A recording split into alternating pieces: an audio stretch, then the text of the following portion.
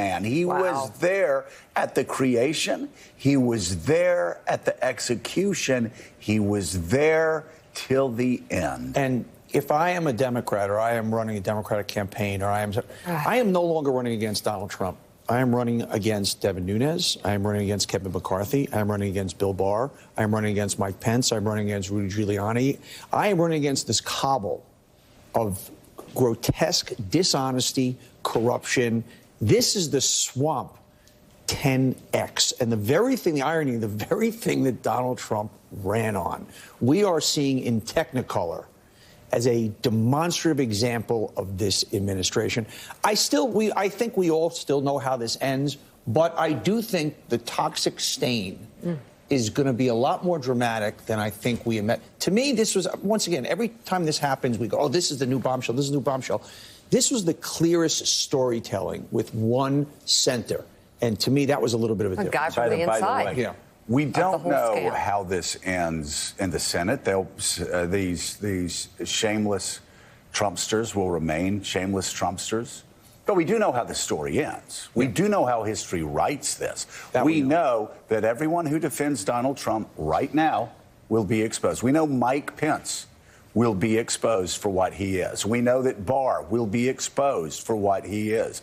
We know that all of these characters, Rudy Giuliani, will be exposed for what he is. The history, it will be bleak. And their families, their children, their grandchildren, everyone who has their last name will carry that around with them if they decide to continue lying for a failed reality TV host who will show them no loyalty. Loyalty only goes one way with Donald Trump.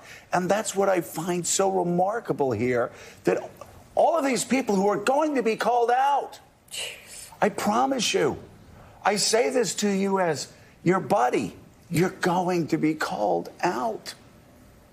Joe, you might as well do what Lev did and come clean. Mike Pence, history's going to record your deeds. Maybe listen to your wife. In front of them.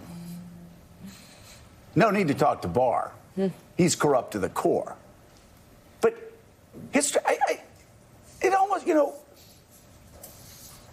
does anybody remember who voted for impeachment or who voted for the articles of impeachment with Nixon? No. They remember the people, John Meacham, that stood on the side of right. They remember a senator from Tennessee who actually had the courage, even in the state of Tennessee, where you are right now, to say words that actually, he's dead.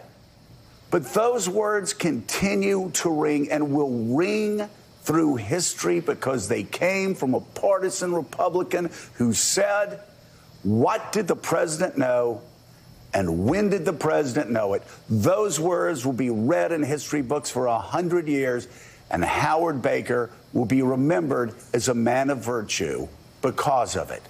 What Republicans, what names will children and grandchildren be able to read of their fathers and mothers and take pride in that? I hope by the end of this sorry spectacle, we could say scores. Nothing would make me prouder of these people that I've known for years and worked with.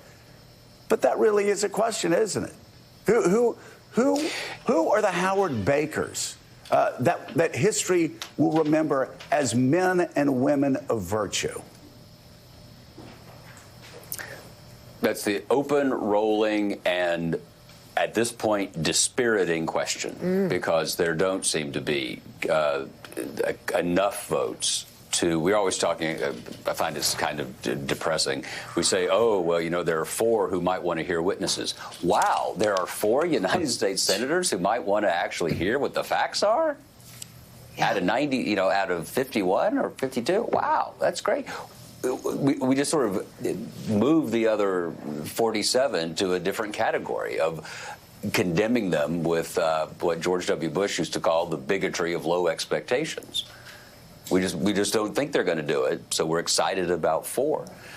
I agree with your analysis. What I sometimes say to folks who are in office and they listen politely and then or appear to listen politely and then move on is, what do you want us to think when we look at your portrait?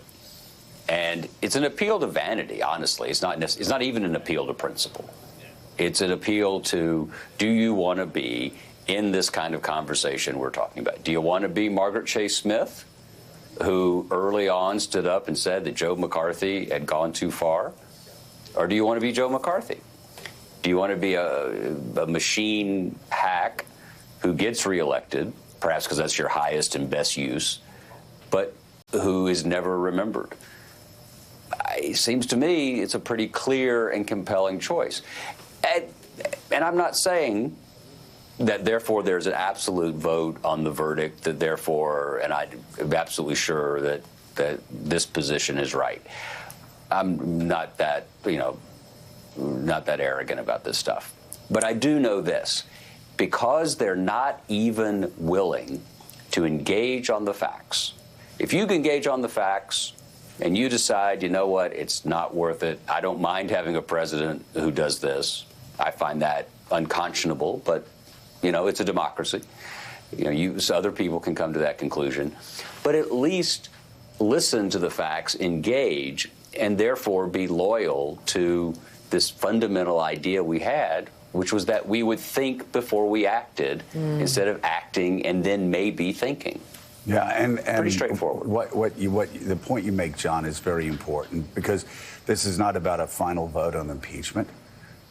People can disagree. Even if all the information comes out, there may be senators who say, you know what, this is shameful, I'd vote to censure him, but we're not going to overturn the results of an election over this. People could make that argument, and we could have a good faith debate over that.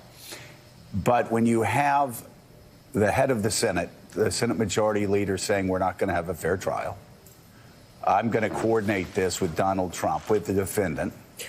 It's going to be a scam trial like they'd run in Moscow. And that's what Moscow Mitch, of course, would do. That's his default. And then you've got Lindsey Graham, who's actually the chairman of the Judiciary Committee for the United States Senate, a position that used to be held in high esteem, saying he wasn't interested in even hearing the facts. This, of course, just a few weeks after saying if there were a quid pro quo, then that would be troubling and he would be very concerned. Or you have Susan Collins yesterday. Again, just embarrassing herself. Again, not wanting a fair trial, not wanting to get information, to let Americans know the nature of their president, the nature of their presidency, and how it impacts America on the world stage. How it's impacting a democracy that has been invaded by Donald Trump's hero, Vladimir Putin. And I say Donald Trump's hero. If he's not his hero, please give me evidence of any time that Donald Trump has not kowtowed to him in person or when speaking of him. And so, yeah, this is not about, are you going to vote to impeach the president or not? This is simply about, are you going to vote to give America a fair trial? Are you going to vote for transparency? Are you going to vote to get the truth out? Are you going to rig the process? Are you so scared of the truth and what it will reveal of Donald Trump, this failed reality show host who will throw you overboard in a second? Are you so afraid of the truth that you won't even give Americans the fair trial that they are demanding? Pretty heavy conversation. We still need to get Katty Kay and Jeremy Bash into